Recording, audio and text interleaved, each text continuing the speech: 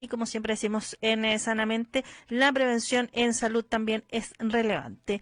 Y ya estamos conectados a través de nuestro Zoom y vamos a conversar y le damos la más cordial bienvenida a Madeleine Viveros, quien es enfermera coordinadora del programa de hepatitis del Hospital San Juan de Dios de La Serena. ¿Cómo está, Madeleine?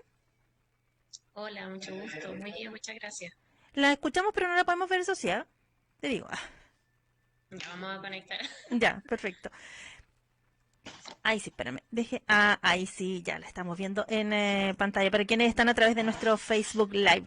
Podemos poner en contexto un poquito también a Madeleine para abordar en general las hepatitis, para saber cuántos tipos de hepatitis existen y de ahí vamos profundizando en las hepatitis virales, que son varias también, pero para que la gente tenga conocimiento y haga también la diferencia.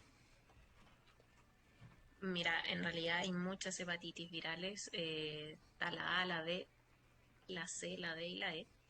Varias tienen diferentes tipos de mecanismo de transmisión y hoy en realidad queremos enfocarnos más a lo que es la hepatitis B y C, que podemos explicar mucho mejor el método de contagio y cómo podemos prevenirla también. Es porque estas son las que pueden generar más complicaciones en la salud de las personas.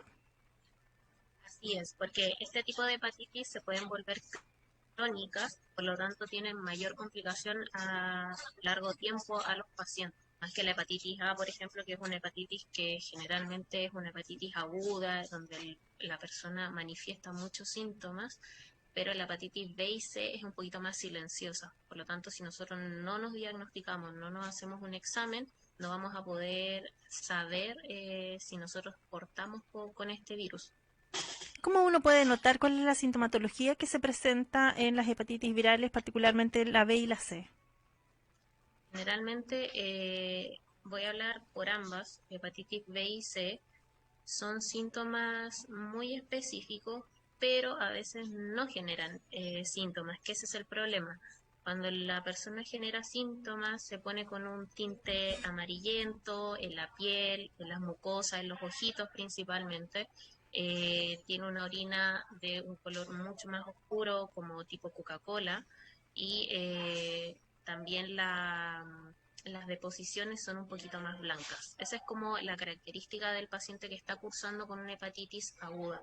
Ya también va asociado un poquito a náuseas, vómito, dolor abdominal, que es un poco más inespecífico, pero lo más importante es el cambio de coloración en la piel, en los ojitos, las mucosas y el tema de la orina y las deposiciones. Eso es como los síntomas más característicos de yo poder sospechar que estoy cursando con algo, con alguna hepatitis. ¿Y cuál es la forma de transmisión de este tipo de hepatitis? Bueno, la hepatitis B, nosotros acá la consideramos como una infección de transmisión sexual, ya sé que la mayor transmisión es a través de la vía sexual, con relaciones sexuales sin uso de preservativo. Ya también se puede generar en otros contextos como el contacto con fluidos corporales, como la sangre, por ejemplo. Y la hepatitis C, por otro lado, es contacto de sanguíneo, por lo tanto, nosotros sospechamos de pacientes que estén cursando con hepatitis C, pacientes mayores de 40 años que hayan sido transfundidos antes del año 96, o también pacientes con hemofilia, pacientes con coinfecciones, pacientes que hayan tenido uso de drogas endovenosas, tatuajes o piercing en lugares que no están certificados o lugares de dudosa procedencia, entonces ahí uno empieza como a generar un poquito la sospecha de que pueden estar cursando con una hepatitis. Madeleine, cuál es la prevalencia en nuestro país de tanto la hepatitis B como la hepatitis C? La prevalencia en sí es, no puedo decir que es baja, pero tampoco es muy alta. Ya si bien se diagnostica, hay un porcentaje de hepatitis de más o menos la tasa de notificaciones de 6,1 por 100 mil habitantes. Ya si uno hace el porcentaje tampoco es tan baja. Pero uno va uno se especifica mucho en los grupos de riesgo, ¿ya? Entonces, si bien el porcentaje es bajito, un 6% de notificaciones de hepatitis C, es un porcentaje igual importante por las consecuencias que puede generar la hepatitis. Tú decías que se puede generar esta hepatitis volverse aguda y también crónica. ¿Cuál es la diferencia entre ambas y el daño que genera también en la persona que está contagiada? Bueno, cuando la persona está cursando con una hepatitis aguda, genera síntomas. Entonces, la persona se puede diagnosticar. Ya. Lo bueno, entre comillas, de esto que puede generar una hepatitis aguda es que tiene la posibilidad de eliminar el virus. O sea, el cuerpo reacciona, el hígado se inflama y el paciente después puede eliminar este virus y queda como de alta, entre comillas. La diferencia con que esta hepatitis pueda cursarse crónica, que el paciente no elimina el virus, por lo tanto tiene que someterse a tratamiento, tiene que tomar medicamentos, tiene que mantenerse en un seguimiento con nosotros para poder descartar daño hepático a largo plazo o también evitar el cáncer de hígado. Ah, perfecto. Esas serían como las mayores complicaciones cuando se transforma en crónica, porque con los tratamientos no podrías como frenarla, Así digamos. es. La mayor complicación. Y tanto la B Claro, como la o sea, C, sí, tanto la B como la C se dan más en mujeres o en hombres o andan en tasas parecidas. te escucho un poquito entrecortado. Sí, las tasas en referencia tanto de la C como de la B en referencia a hombres y mujeres, ¿se da más en hombres y mujeres o es más o menos equilibrado? La hepatitis B generalmente se da mayormente en hombres. Y la hepatitis C es una población en general, en realidad. Por lo que te decía, los factores de riesgo en las hepatitis C es muy diferente a la hepatitis B. Son personas que pueden haber sido transfundidas en su niñez o en una etapa más joven, entonces puede haber sido hombre o mujer. Ahí uno no hace mucha diferencia en lo que es el sexo. Si bien son virales, pero se puede dar también, por ejemplo, una transmisión vertical pensando de madre a hijo cuando está en proceso de gestación. Sí, nosotros actualmente tenemos un protocolo de prevención de transmisión vertical, por lo tanto el riesgo actualmente es bajísimo. Actualmente se le ofrece a todas las mamás, a todas las gestantes en atención primaria el examen de hepatitis B. Por lo tanto, se diagnostica, se deriva al Hospital de La Serena y nosotros iniciamos el tratamiento inmediatamente para poder prevenir la transmisión vertical. También está la otra parte cuando ocurre el parto, donde se le da otro tratamiento al bebé, que es la inmunoglobulina, también previene la hepatitis B y a su vez actualmente está en el Programa Nacional de Inmunizaciones la vacuna contra la hepatitis B. Por lo tanto, también se le coloca al recién nacido. Por lo tanto, se protege de todas las formas posibles esta transmisión. Sí, Entonces, como se pesquisa muy antes la hepatitis B, la mamá también tiene el chance de bajar su carga viral y así evitar considerablemente el... madre, y en el caso de que sea una madre que quizás no ha tenido ninguno de los controles y, no sé, pensaba en alguna mamá que quizás no denota que está embarazada y después ya en la última etapa se diagnostica que hay niños que nacen así con, o que hoy día están con hepatitis B, por ejemplo. No, nosotros No. no tenemos Ah, casos ya. de niños con hepatitis, de todas formas, igual se les hacen test rápido cuando las mamás no tienen controles o no Ujú. vienen con sus exámenes previos, se les hace test rápido al momento del parto, tanto de Ah, VIH como de perfecto. hepatitis B. Por lo tanto, en ese momento también se activa el protocolo y se hace todo lo que te comenté y al niño también se le hace seguimiento hasta los 2 años para descartar la hepatitis. Y en el caso de la hepatitis B, tú decías que tiene, o sea, que una de las principales formas de transmisión es el contacto sexual. De ahí tiene que ver un poco que sean más los hombres quienes se contagian porque tienen quizás conductas más arriesgadas en ámbitos sexuales. Sí, o sea, un poquito de prejuicio en ese sentido. Si bien lo va mucho en las personas jóvenes,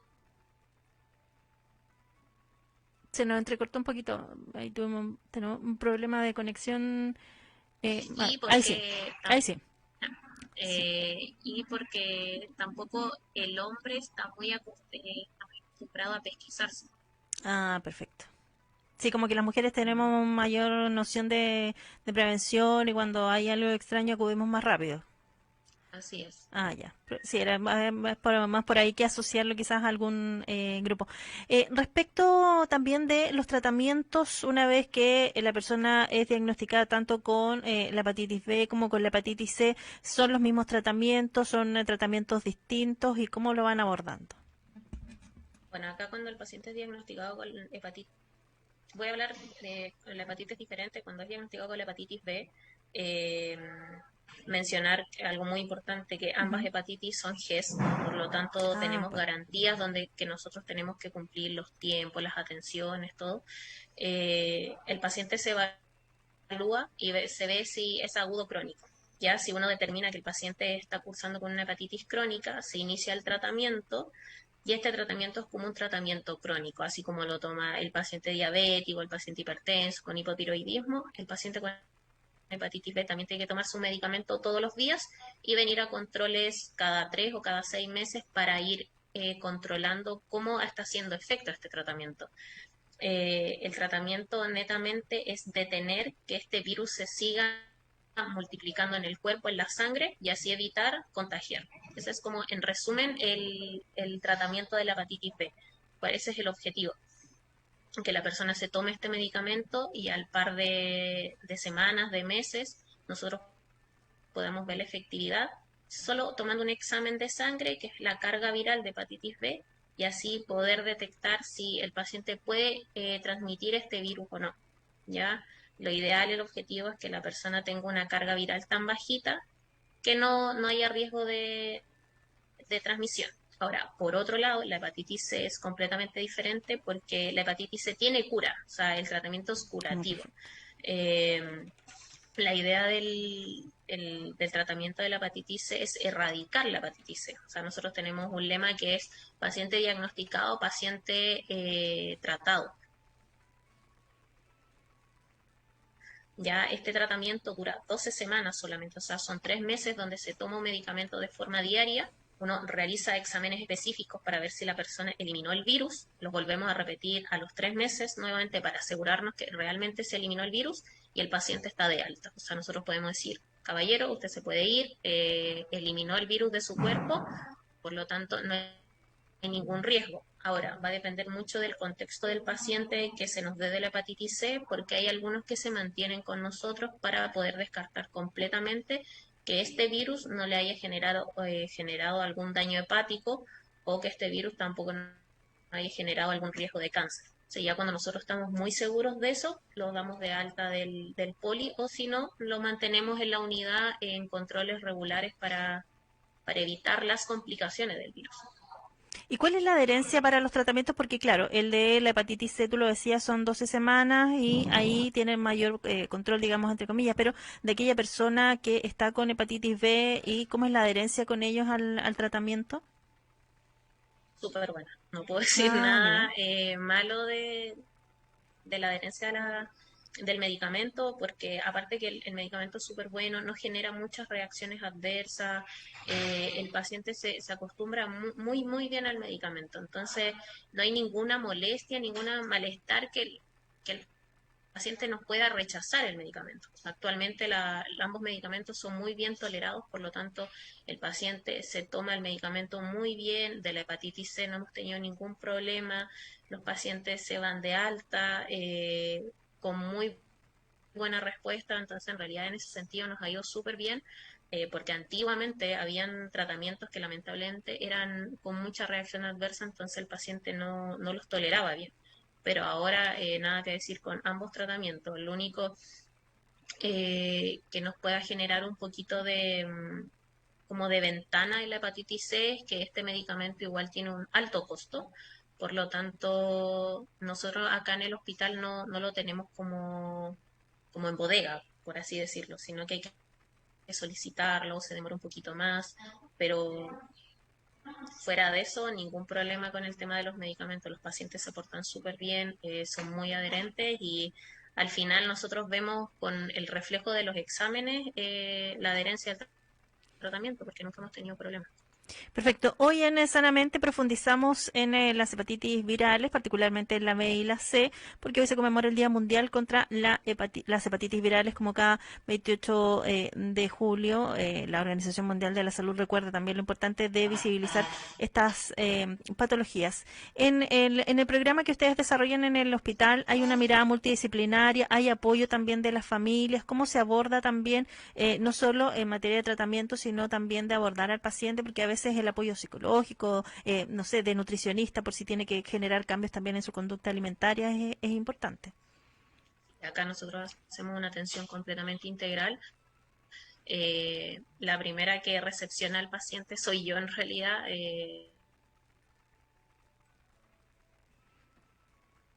Y se nos volvió la tecnología hoy día no quiere mucho con nosotros. Estamos conversando a esta Veces hora. por Sí, desconocimiento, espérame, Madeleine, es que se cuando nos una pegó un hepatitis. poquito la transmisión. Quedamos en que tú recibías a los pacientes. Ahí sí, Sí, ahora sí. ahí sí. Si yo recibo a los pacientes, yo les hago una atención completa de enfermería, una atención integral, y ahí yo voy pesquisando ciertos problemas, ya para que en el momento en que el médico los vea, el especialista, nosotros podamos comentar el caso y poder derivarlo a psicólogo, derivarlo a nutricionista o derivarlo a algún otro especialista que nosotros necesitemos. Ahora, no solo se atiende al paciente, sino que a la familia en general. La hepatitis B se les realiza estudio de contacto, que quiere decir que la persona tiene que decir con quién vive y cuáles han sido sus últimas parejas sexuales para nosotros poder pesquisar si alguna de las otras personas tiene hepatitis B y si no, también derivarlos a vacunar. O sea, eso es lo importante de esto, que no solo se trata a la persona como persona única, sino que todo su núcleo familiar, todo su alrededor, porque es súper importante más que o sea, es importante diagnosticarlas, pero también prevenirlas y pesquisarlas en un tiempo oportuno. Lo mismo pasa con la hepatitis C. Nosotros no tenemos vacuna contra la hepatitis C, pero todo paciente tratado con hepatitis C se deriva a vacunar para la hepatitis B, porque nosotros ya pensamos que tiene un factor de riesgo. Ah, Por lo perfecto. tanto, siempre se ve de forma integral a la persona, tanto como persona única como su entorno familiar. Claro, respecto a la hepatitis B, tú decías que la forma de contagio, digamos, más frecuente es de tipo sexual, contacto con fluidos corporales. En ese sentido, es importante también educar al paciente respecto de conductas de riesgo para que cambie también de allí en adelante, pensando que, si bien con el tratamiento tú decías también que le baja la carga viral, Mira, pero igualmente pudiese contagiar, ¿o no? O sea, es importante cambiar la conducta.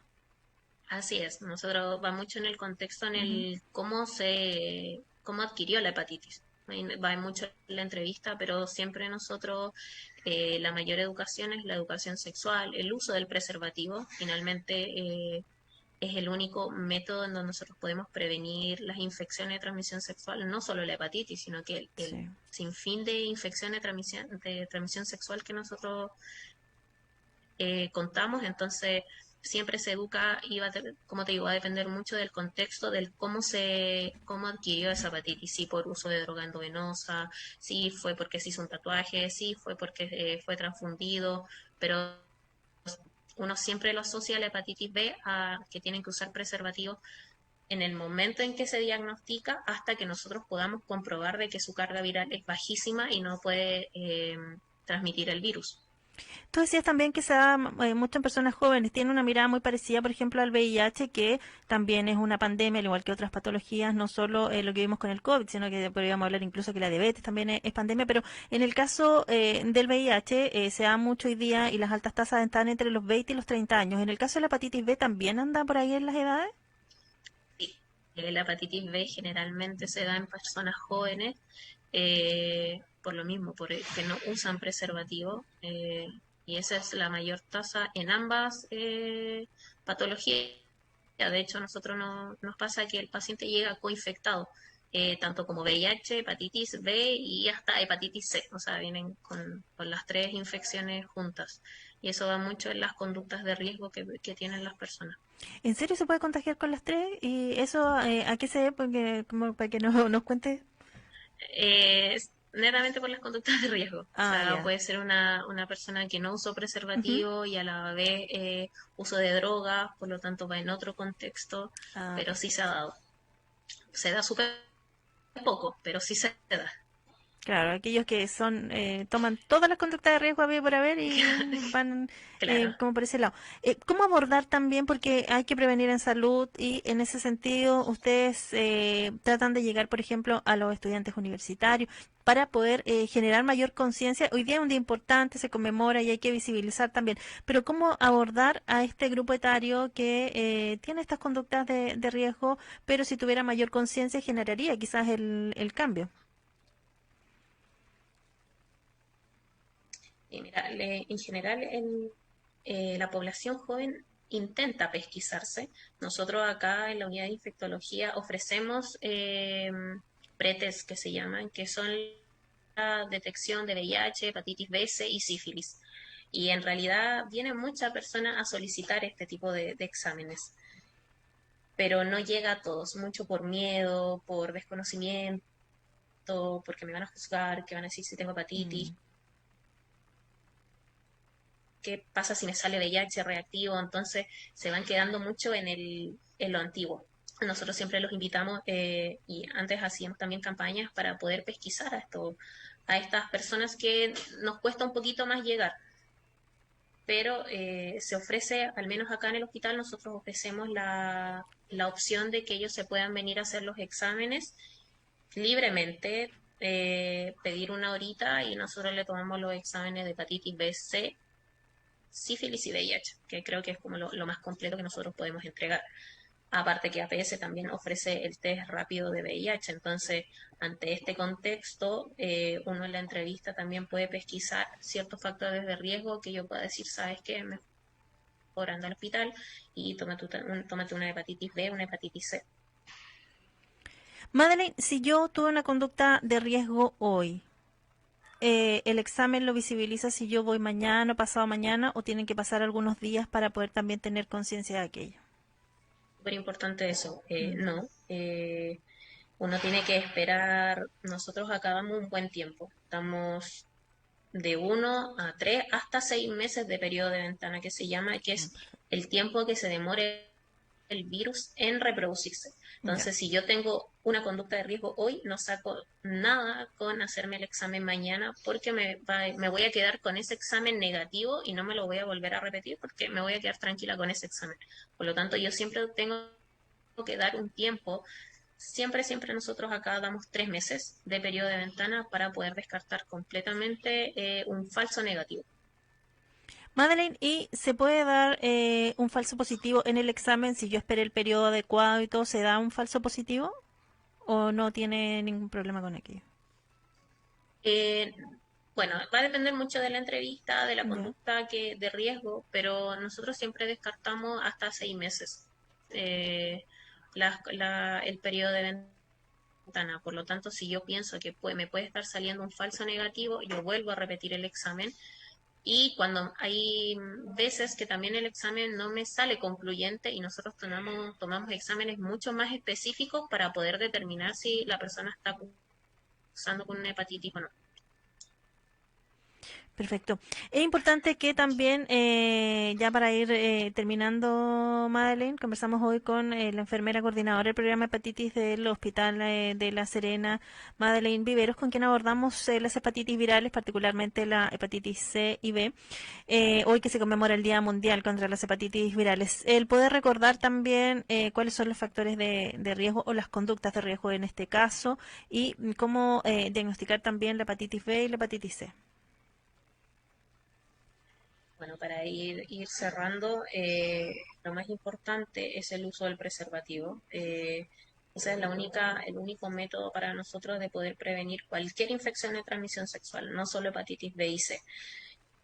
Y cómo puedo yo saber si tengo hepatitis o no, si genero síntomas, o sea, si me pongo amarillito en la piel, en los ojitos, en la mucosa, si mi orina es un poco más, un poco y bastante más oscura, o sea, ahí sospecho. Y si no, siempre van a ser bienvenidos para que se puedan venir a tomar los exámenes acá al Hospital de La Serena para poder descartar cualquier infección de transmisión sexual si yo sé que he tenido conductas de riesgo que me pueden haber llevado a esto.